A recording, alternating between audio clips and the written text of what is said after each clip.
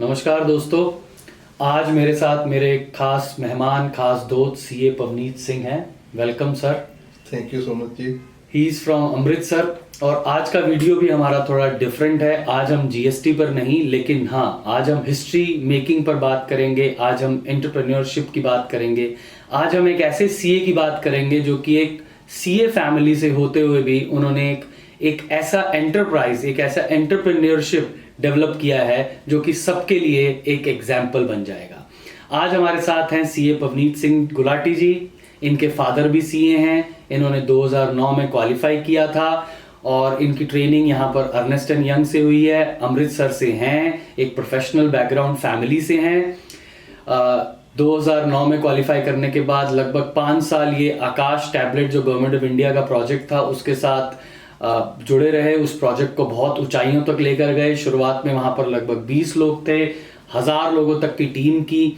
उसके बाद जब प्रोजेक्ट थोड़ा फेड अप हुआ गवर्नमेंट शिफ्टिंग के कारण या बाकी सब चीज़ों के कारण, तो इन्होंने सोचा एंटरप्रेन्योरशिप शुरू करने का, अपना एक स्टार्टअप शुरू करने का। 2017 में इन्होंने अपना खुद का स्टार्टअप शुरू किया। इनिशियली कुछ फेलियर्स मिले। मैं कुछ बैकग्राउंड दे रहा हूं, लेकिन फिर हम पवनीत जी से रिक्वेस्ट करेंगे कि वो अपनी जुबानी हमारे दोस्तों को अपनी कहानी बताएं। फिर उसके बाद 2018 में इन्होंने रीस्टार्ट किया सेम प्रोजेक्ट को। कुछ बेसिकली जो ओटीसी मेडिसिन हैं, ओवर द काउंटर मेडिसिन हैं, जिनको इन्होंने इलेक्ट्रॉनिक प्लेटफॉर्म के माध्यम से छोटे शहरों में, रूरल सिटीज में आम लोगों तक पहुंचाया। और वो प्रोजेक्ट इनिशियली थोड़ा सा किकअप नहीं हो पाया, लेकिन उन्होंने रीस्टार्ट किया।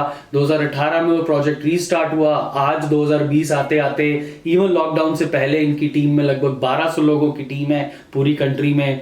रिसेंटली इन्होंने एक नया बैकवर्ड इंटीग्रेशन किया। ये सब काम किए और मैं आज इनको यहाँ पर हमारे आज चैनल पर मैं इनका बहुत ज़्यादा स्वागत करता हूँ। और इनके माध्यम से मैं ये सबसे एक मैसेज दिला चाहूँगा कि जो हमारे चार्टर्ड अकाउंटेंट्स हैं, वो सिर्फ हमारी प्रोफेशन में या प्रैक्टिस में या जॉब में ही काम नहीं कर सकते, लेकिन वो एक बहुत अच्छे बिजनेसमैन, एंटरप्रेन्योर्स, एंटरप्राइज भी खड़ा कर सकते हैं।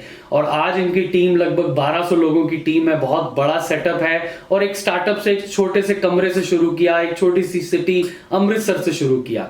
आज मैं मेरे दोस्त पवनीत जी, जो मेरे साथ 2009 से हैं, जब से वो क्वालिफाई हुए, अब उनसे रिक्वेस्ट करूंगा कि अपनी बात को हमारे दर्शकों तक पहुंचाइए sir. Thank you Rajendra Arora ji. Thank you sir. Rajendra Arora ji just like an elder brother, मेरे बड़े भाई हैं। वो आज भी जब मुझे कहीं गाइडेंस चाहिए होती है तो मैं सर के पास जाता हूँ, सर मुझे ये बता दो कि अब कैसे करें। जीएसटी गुरु तो आप सब उनको जानते ही हैं कि वो जीएसटी में हैं। तो मैंने आज तक कभी कोई वीडियो रिकॉर्ड नहीं की, बट फिर भी मुझे लगा कि सर कहते हैं कि ये सबको पता होना चाहिए। इट्स नथिंग कि हम किसी को कह रहे हैं कि इट्स अ सेलिंग थिंग और कुछ, ये एक बड़ा नॉर्मल, मैं अपना एक्सपीरियंस आपसे शेयर कर रहा हूँ। तो सर ने जैसे बताया कि नवंबर 2009 में मैंने क्वालिफाई किया सीए। तो जब मैंने क्वालिफाई किया, ईवाई से मेरी आर्टिकलशिप थी। मैंने आर्टिकलशिप कंप्लीट करके तो आई वाज लुकिंग कि भाई मैं या ईवाई के साथ ही कंटिन्यू करूं या अपने फादर के साथ ज्वाइन करूं। तो थर्ड कभी कुछ सोचा ही नहीं था। तब स्टार्टअप का एक नया बूम आया था इंडिया में कि जी ये स्टार्टअप चल रहे हैं। ओयो आ गया, जोमेटो आ गया। आकाश में मेरा एक फ्रेंड था, तो उसने मुझे फ़ोन किया कि आजकल क्या कर रहा है। तो मैंने कहा मैं ईवाई में आर्टिकलशिप कर रहा हूँ, अब आगे क्या करें। तो उसने कहा कि आप एक बार ही हमें मिलें। तो इस स्टार्टअप के प्रमोटर्स थे, कैनेडियन प्रमोटर्स थे। तो हम उनसे मिले। उन्होंने कहा कि आप अमृतसर में ही हमारा स्टार्टअप है, हम आकाश प्रोजेक्ट यहाँ से मैनेज कर रहे हैं। तो मैंने उनको ज्वाइन किया एंड इट वाज गुड। मतलब उस टाइम मुझे लगा कि भाई नहीं 30 जने हैं, बट वो 30 जने हमने देखा, हमने खुद एक ग्रुप एफर्ट थी जिससे वो almost we reach to 1000 people. Great. And 1000 people plus there were almost 400-500 people on contract. तो उस पे हमने देखा कि ये चीज़ एक फील्ड, मतलब हम फाइनेंस के साथ साथ, चाहे वो लॉजिस्टिक्स फील्ड थी जिसमें हमें सीए का कोई मतलब नहीं है, एक सेल्स फील्ड थी जिसमें सीए का कोई, हमारा पढ़ाई कभी काम नहीं आएगी, बट हमारा एक्सपीरियंस इतना था कि हाँ हमने मैनेजमेंट कंसल्टिंग भी पढ़ी थी, कॉस्टिंग भी पढ़ी थी, सब कुछ है। वो आपको कहीं ना कहीं जाके वो कंसेप्ट किसी फॉर्म में आपके सामने आ जाता था। क्योंकि जो एंटरप्रेन्योर्स थे आईआईएम से या कहीं से जो हम देखते थे, उनको कभी ये चीज समझ नहीं आई। वो देखते थे कि सिर्फ सेल लेके आनी है। हमारा दिमाग जब भी चलता है ना सीए का कि यार ये पैसे बच रहे हैं, कि नहीं बच रहे। वो सिंपल एक लॉजिक जिससे सारा बिजनेस स्टैंड करता है। एब्सोल्युटली। तो हमने वो चीज़ उनके साथ 5 साल करी, और उसके बाद मेरा मन था कि मैं एक अपना स्टार्टअप ज़रूर करूं। तो उसके बाद भी फादर ने कहा कि नहीं अब प्रैक्टिस में आ जाएं। मैं कहा नहीं बाबा, एक बार ये चीज़ स्टार्ट करके देखते हैं तो फिर देखेंगे। जब हमने ये चीज़ स्टार्टअप करी तो इट इज़ नॉट कि भाई हम एकदम से वो कंपनी खुल गई और ये कुछ हुआ। So there were things, hurdles थे। और वो हर्डल्स कैसे थे कि हमने कितनी बारी सोचा कि अब बंद कर दें। Oh great. तो उसमें पहले जो हमारे 4-5 ग्रुप था जिससे हमने स्टार्ट किया, तो उसमें आप तो अब्राहम लिंकन की तरह हो गए, मतलब फेलियर्स के बाद भी ट्राई करते रहे और फिर सक्सेस मिली। ग्रेट। Thank you. तो उसके बाद हमने देखा कि ये जो चीज़ है कि हमने 3-4 स्टेप ले लिए, उसके बाद हमने देखा हम फिर फेल हो गए, फिर स्टेप लिए फिर फेल हो गए। बट एक चीज़ थी कि जब हम नेक्स्ट टाइम वो 4 स्टेप्स पे जाते थे तो टाइम बहुत कम लगता था।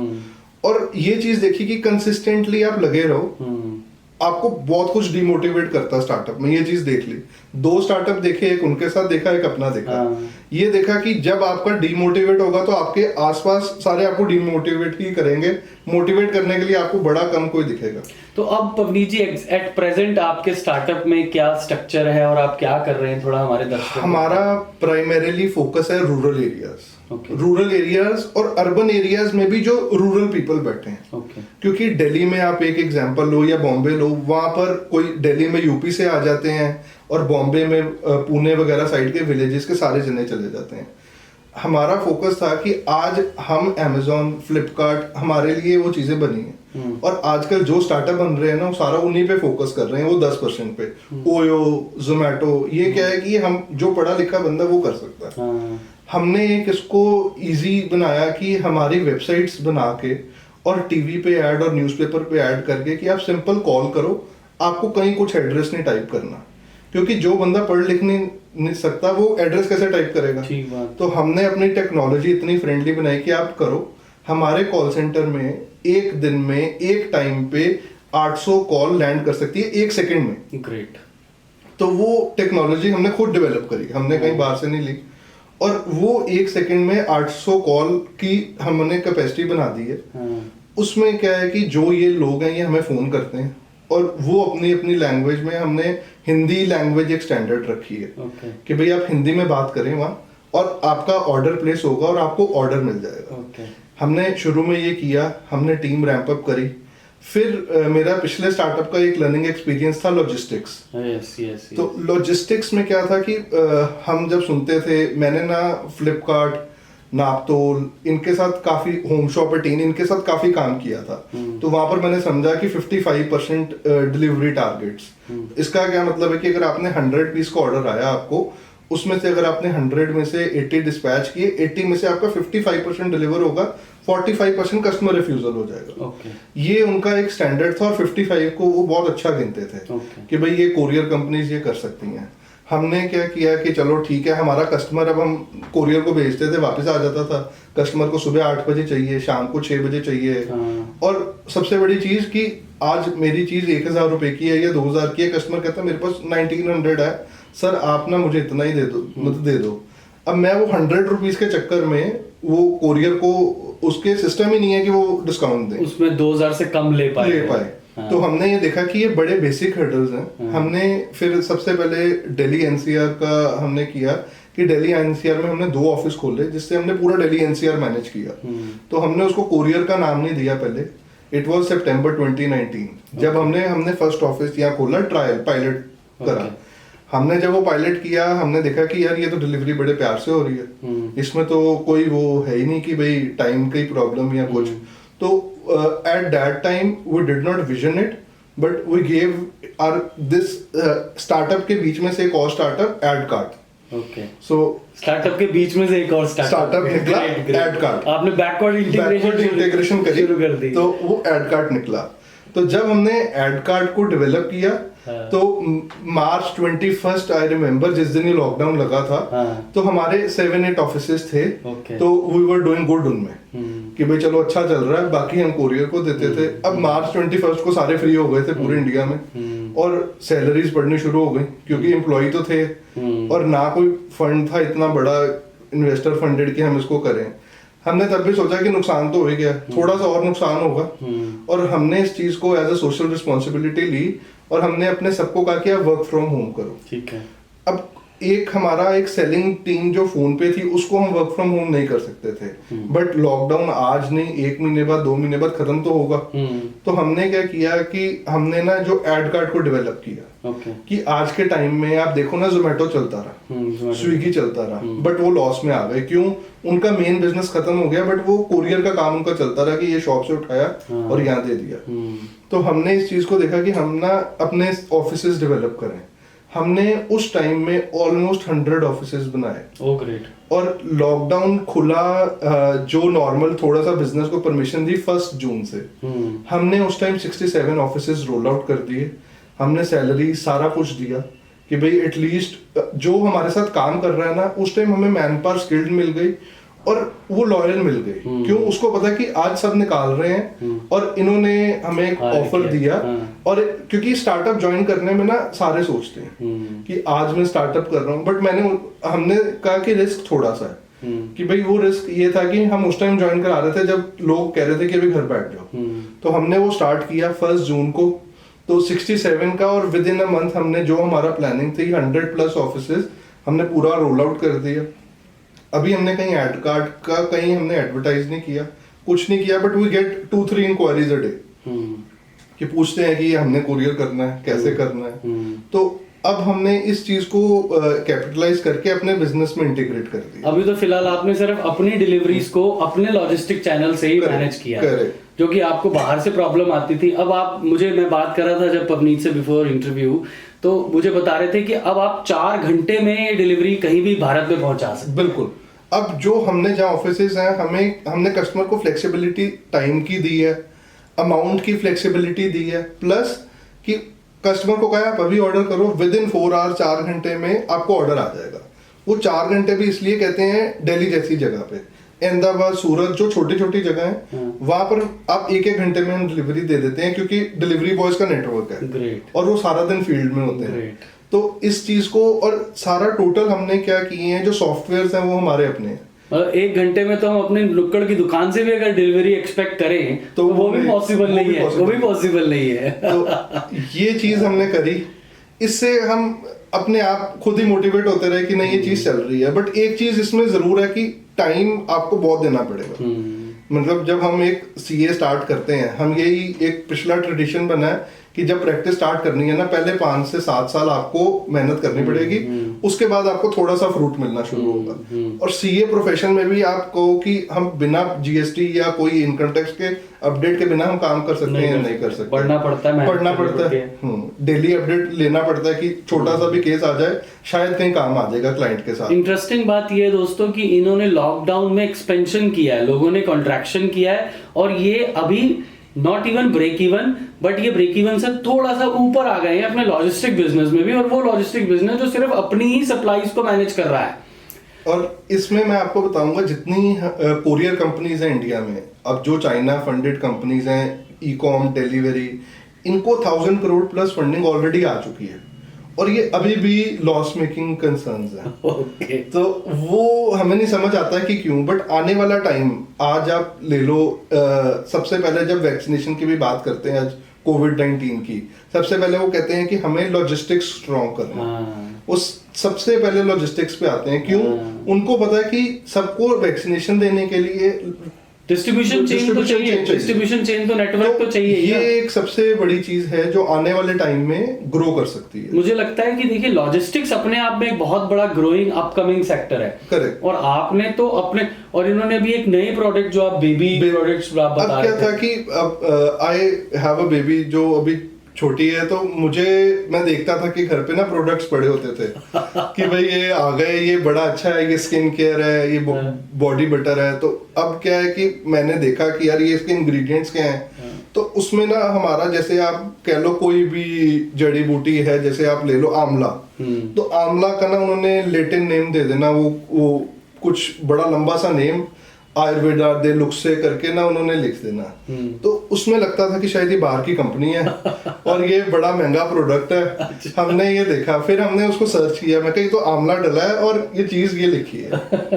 तो हमने कहा कि चलो ये चीज ना रिसर्च करते हैं। फिर जब हमने रिसर्च करने में स्टार्ट किया तो हमने देखा कि माते करके कंपनी है, बेबीज अर्थ, मामा अर्थ, बेबी अरोमा, ये सारी 5-6 कंपनीज थी जो इसमें काफी अच्छा काम कर रही हैं।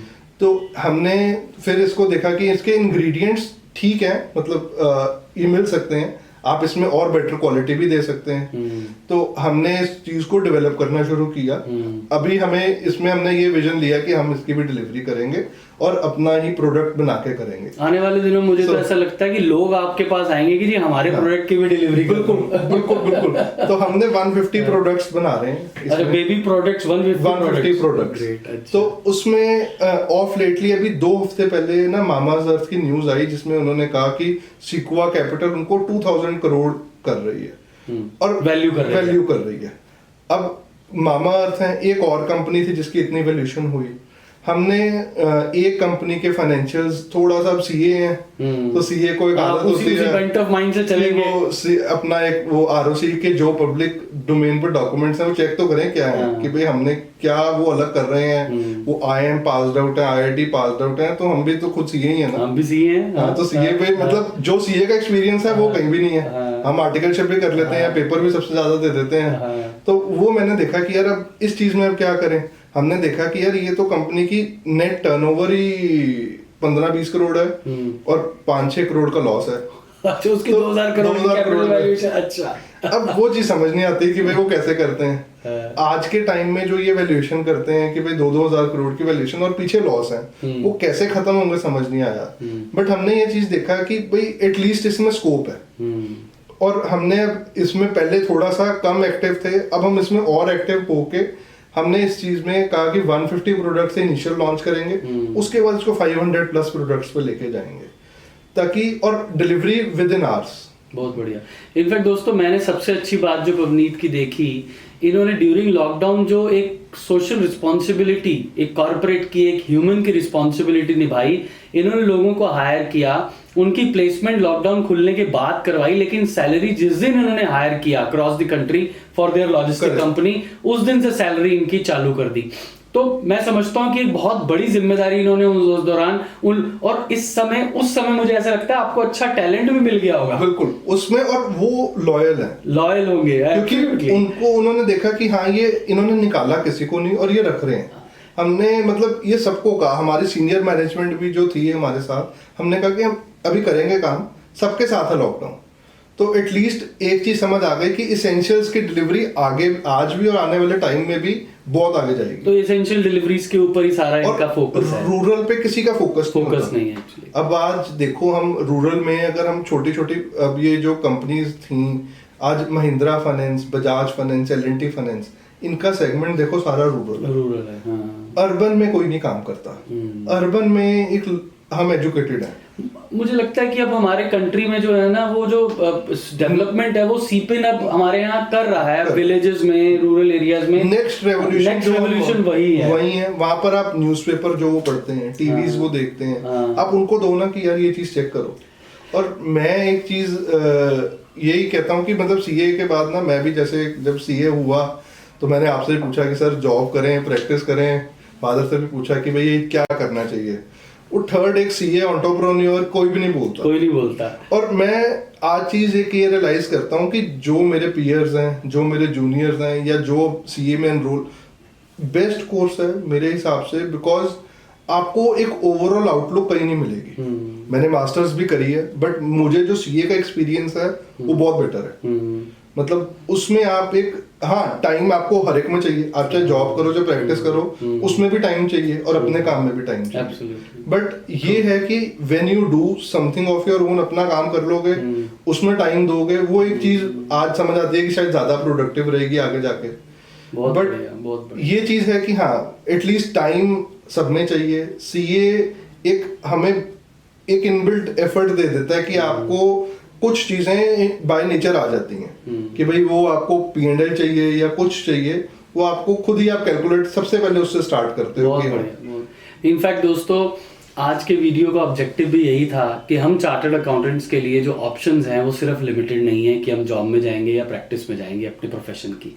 हम चार्टर्ड अकाउंटेंट्स के लिए ऑप्शन अनलिमिटेड हैं, और उनमें से ये ऑप्शन जो एंटरप्रेन्योर की है, एंटरप्रेन्योर बनने की है, हमारी कंट्री में स्टार्टअप शुरू करने की है, वो एक बहुत ही बढ़िया ऑप्शन है। लेकिन आप ज़रूर मानिएगा with the word of caution कि फेलियर जो है वो कहीं ना कहीं एक इनहेरेंट रिस्क, एक इनहेरेंट सिचुएशन होती है हर एंटरप्राइज की, हर एंडेवियर की। हम सीए में पढ़ाई करते हैं, ऐसा जरूरी नहीं है कि हम पहली बार में पास हो जाते हैं। हम जरूर है, हो सकता है कि हम फेल हों, लेकिन हम दोबारा ट्राई करेंगे तो हम पास होते हैं, और हम सब पास हुए हैं।